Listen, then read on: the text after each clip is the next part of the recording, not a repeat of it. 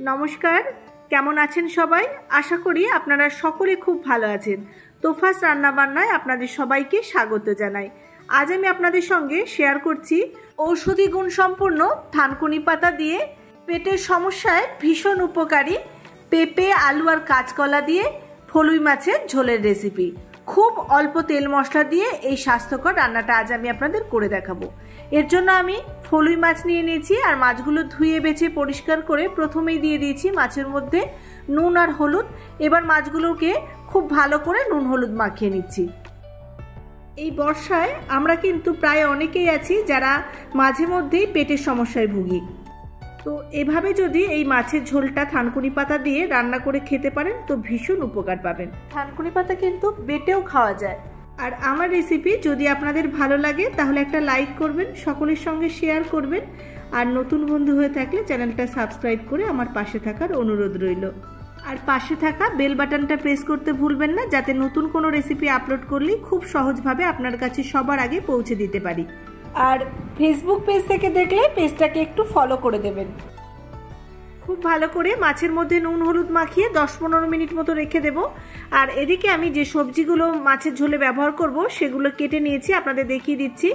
এখানে আমি নিয়েছি লম্বা করে কেটে রাখা পেঁপে, কাঁচা কলা আর আলু। যেহেতু এটা মাছের ঝোল করব তাই সব সবজিগুলোই আমি লম্বা করে কেটে নিয়েছি। সব সবজিগুলোই কেটে খুব ভালো করে ধুয়ে নিয়েছি। এবার একটা বাটির মধ্যে নিয়ে নিয়েছি কিছুটা জল, আর জলের মধ্যে দিয়ে দিলাম অল্প করে একটু হলুদ গুঁড়ো, আর দিয়ে দিচ্ছি কাঁচা কলাগুলো। কাঁচা কলা কেটে রেখে দিলে কালো হয়ে যায়, তাই হলুদ জলে যদি এভাবে ভিজিয়ে রাখা যায় তাহলে কলাগুলো আর কালো হবে না। এবার রান্নাটা শুরু করব। এর জন্য গ্যাসে কড়াই বসিয়ে কড়াই গরম করে দিয়ে দিচ্ছি সর্ষের তেল। আমি খুব বেশি তেল ব্যবহার করব না, 2 টেবিল চামচ মতো তেলেই আমি সম্পূর্ণ রান্নাটা সারবো। আমি তেলটাকে ভালো করে গরম করে নিচ্ছি, তা না হলে আবার মাছ কিন্তু ভাজতে গেলে কড়াইয়ে আটকে যাবে। মাছ ভাজার সময় যদি কখনো মনে হয় মাছ ভেঙে যেতে পারে, তাহলে গরম তেলের মধ্যে অল্প করে একটু নুন ছড়িয়ে দিয়ে তারপরে মাছগুলো ভাজবেন। দেখবেন মাছগুলো খুব সহজে কড়াই থেকে উঠে যাবে, একদমই একটা মাছও ভেঙে যাবে না। তেল গরম হয়ে গেছে, একে একে মাছগুলোকে সব তেলের মধ্যে দিয়ে দিচ্ছি। এদিকে একটু তেলটা কম আছে তাই কড়াইটাকে একটু নাড়িয়ে সব মাছগুলোর মধ্যে তেলটাকে ভালো করে ছড়িয়ে দিলাম। গ্যাসের ফ্লেমটাকে মিডিয়ামে রেখে 2-3 মিনিট মতো মাছগুলোর এক পিঠ ভেজে নিয়ে তারপর মাছগুলোকে আস্তে আস্তে উল্টে দিচ্ছি। মাছগুলো সব ভালো করে উল্টে দেওয়ার পর অপর পিঠটাও বেশ ভালো মতো ভেজে নেব। মাছগুলোর 2 পিঠই বেশ লালচে করে ভাজা হয়ে গেছে। আমি মাছগুলোকে সব তুলে নিচ্ছি, তবে আমার সব মাছগুলো একবারে ভাজা হয়নি, আরও 2 পিস মাছ বাকি আছে। আমি একই রকমভাবে আরও 2 পিস মাছ ভেজে নেব। তেলটা যেহেতু একদম কম ব্যবহার করেছি তাই গ্যাসের ফ্লেমটা কিন্তু লোতে রেখেই সব মাছগুলো আস্তে আস্তে করে ভাজতে হবে। এই 2 পিস মাছও আমার ভাজা হয়ে গেছে, এটাকেও তেল থেকে তুলে নিচ্ছি। এবার কড়াইয়ের যে অল্প সামান্য তেল রয়েছে এই তেলের মধ্যেই আমি দিয়ে দিলাম কেটে রাখা আলু, পেঁপে, আর দিয়ে দিচ্ছি কাঁচা কলাগুলো। এখন সব সবজিগুলোকে একটু ভালো করে নাড়াচাড়া করে ভেজে নিতে হবে। সবজিগুলোর মধ্যে নুনটাও আমি দিয়ে দিলাম, আর দিয়ে দিচ্ছি হলুদ গুঁড়ো। এবার ভালো করে সবজিগুলোকে নেড়েচেড়ে মিশিয়ে দেব। আর গ্যাসের ফ্লেমটা কিন্তু লোতে রেখেই সবজিগুলোকেও ভাজবো। যেহেতু তেল একদম কম দিয়েছি তাই ফ্লেমটাকে বাড়িয়ে দিলে সবজিগুলো পুড়ে যেতে পারে। সবজিগুলোকে খুব ভালো করে 2 মিনিট মতো নাড়াচাড়া করে নিয়ে ঢাকা দিয়ে দিলাম। আর এরকম ঢাকা দেওয়া অবস্থাতেই সবজিগুলোকে আমি আরও 4-5 মিনিট মতো ভেজে নেব, তবে মাঝে মাঝে একবার ঢাকাটা খুলে একটু নাড়াচাড়া করে দিতে হবে। 2-3 মিনিট পর একবার ঢাকাটা খুলে নিলাম, আর এখন একটু নাড়াচাড়া করে দিচ্ছি। আবারও একবার ঢাকা দিয়ে আরও 2-3 মিনিট মতো ভেজে নেব। আরও 2-3 মিনিট হয়ে গেছে, আবারও ঢাকাটা খুলে নিলাম।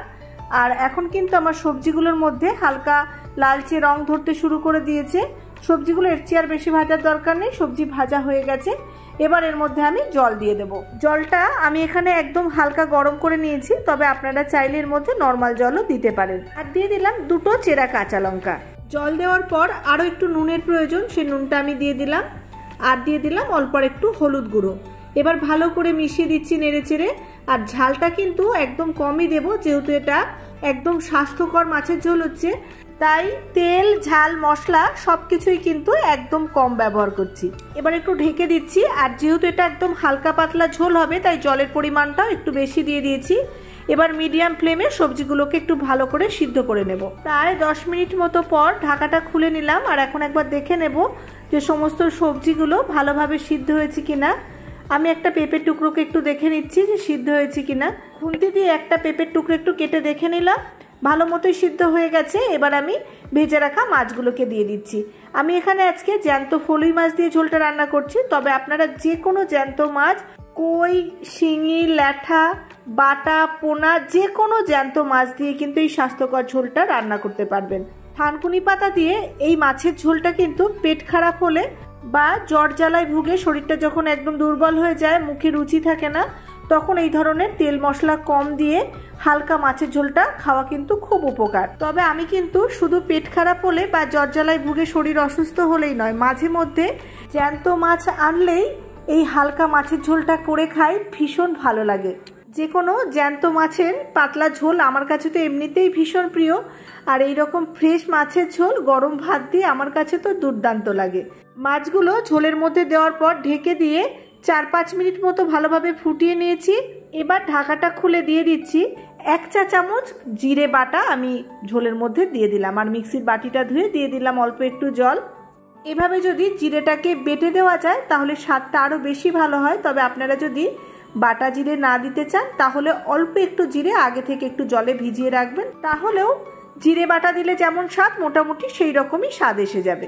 তবে এই জিরে বাটাটা কিন্তু খুব আগে থেকে দিয়ে দেব না, মোটামুটি রান্না যখন প্রায় হয়ে এসেছে সেই সময় জিরে বাটাটা দিয়ে আবার একটু ঢাকা দিয়ে হাই ফ্লেমে আরও 3-4 মিনিট মতো ফুটিয়ে নেব। এবার ঢাকাটা খুলে একদম শেষে বেশ কিছুটা থানকুনি পাতা আমি আগে থেকে খুব ভালো করে বেছে ধুয়ে পরিষ্কার করে রেখে দিয়েছিলাম, আর এই পাতাগুলো কিন্তু আমি পাতার যে ডাঁটিটা সেই ডাঁটিটা শুদ্ধ নিয়েছি, আর মেন যে ডালটা সেটা ফেলে দিয়েছি। আর এই পাতাগুলো কুচিয়ে নেওয়ারও কোনো দরকার নেই, এভাবেই গোটা গোটা দিয়ে দেব। আর থানকুনি পাতাগুলো সব দেওয়ার পর খুব বেশিক্ষণ ফোটাবো না, খুব বেশি করে ফোটালে পাতার যে গুণাগুণ বা পাতার যে উপকারিতাটা রয়েছে সেটা নষ্ট হয়ে যাবে। একটু নেড়েচেড়ে হালকা হাতে ঝোলের মধ্যে পাতাগুলোকে ভালো করে মিশিয়ে দিয়ে ঢেকে দিয়ে 2 মিনিট মতো ফুটিয়ে নামিয়ে নেব। 2 মিনিট হয়ে গেছে, পাতাগুলো আমি দেওয়ার পর ফুটিয়ে নিয়েছি। এবার আমি এই কড়াইটাকে একটু গ্যাস থেকে নামিয়ে নেব। এবার গ্যাসের মধ্যে ছোট্ট একটা ফ্রাইং প্যান বসিয়ে নিয়ে ফোড়ন দেওয়ার জন্য খুব সামান্য একটু সর্ষের তেল দিয়ে দিলাম, আর দিয়ে দিলাম 1/2 চা চামচ গোটা জিরে। নেড়েচেড়ে ফোড়নটাকে একটু ভেজে নেব। 30 সেকেন্ড মতো একটু নাড়াচাড়া করে নিয়েছি, আর এখন সুন্দর জিরেটা ভাজা হয়ে গেছে। এটাকে নামিয়ে নেব, আর মাছের ঝোলের কড়াইটাকে আমি আবারও গ্যাসের মধ্যে বসিয়ে দিয়েছি, আর এই ফোড়নটা এবার মাছের ঝোলের মধ্যে ঢেলে দেব। দেখুন তেলটা এতটাই অল্প দিয়েছি, ঝোলের মধ্যে ঠিক মতো ফোড়নটা পড়ছেও না, তাই আমি অল্প করে একটু হাতায় করে ঝোল তুলে নিলাম। এবার একটু ভালো করে এর মধ্যে মিশিয়ে ঢেলে দেব। এই ফোড়নটা আপনারা মাছের ঝোল ঢেলে নিয়ে ওই কড়াইয়ের মধ্যেই আবারও দিতে পারেন, তবে এভাবে করলে ভারী সুবিধা হয়, মাছগুলো বারবার ঢালতে গিয়ে অনেক সময় ভেঙে যেতে পারে, সেই ভয়টা আর থাকে না। ফোড়নটা ঢেলে দেওয়ার পর খুন্তি দিয়ে একটু নেড়েচেড়ে ভালো করে ঝোলের মধ্যে মিশিয়ে দিলাম। এবার আমি একটা বাটির মধ্যে অল্প একটু জলে 1/2 চা চামচেরও একটু কম ময়দা গুলে নিয়েছি। যেহেতু একদম অল্প তেল মশলায় হালকা আর একদম পাতলা ঝোলটা রান্না হয়েছে, তাই ঝোলটাকে একটু ঘন করার জন্যে জলে গুলে ময়দাটা দিয়ে দিলাম। তবে আপনারা এর মধ্যে কর্নফ্লাওয়ারগুলোও দিতে পারেন, আবার আটাও গুলে দেওয়া যেতে পারে। যেহেতু ময়দা আর আটা সবসময় আমাদের ঘরে মোটামুটি থাকে, তাই আমি ময়দাটাই গুলে দিয়েছি। আটা, ময়দা অথবা কর্নফ্লাওয়ার যেটাই ব্যবহার করি না কেন খুব সামান্য পরিমাণে। মাছের ঝোল খাওয়ার সময় যদি বোঝা যায় আটা অথবা ময়দা গুলে দেওয়া আছে তাহলে বুঝবেন বেশি হয়ে গেছে। আরও 2 মিনিট মতো ফুটিয়ে নিলাম। এখন কিন্তু আমার থানকুনি পাতা দিয়ে মাছের ঝোল সম্পূর্ণ রেডি হয়ে গেছে। গ্যাসের ফ্লেম অফ করে দিয়ে আরও কিছুক্ষণ ঢাকা দিয়ে আমি স্ট্যান্ডিং টাইমে রেখে দেব। গরম ভাতে পরিবেশন করার জন্য মাছের ঝোল সম্পূর্ণ রেডি। আপনারাও এভাবে একবার বানিয়ে খেয়ে দেখবেন, ভীষণই সুস্বাদু আর স্বাস্থ্যকর এই রেসিপিটা। আর এই রেসিপিটা আপনাদের কেমন লাগলো সেটা আমাকে কমেন্ট করে জানাতে ভুলবেন না। আপনারা সকলে খুব ভালো থাকবেন, সুস্থ থাকবেন আর আনন্দে থাকবেন। দেখা হবে খুব শীঘ্রই নতুন আরও একটা রেসিপি নিয়ে। ধন্যবাদ।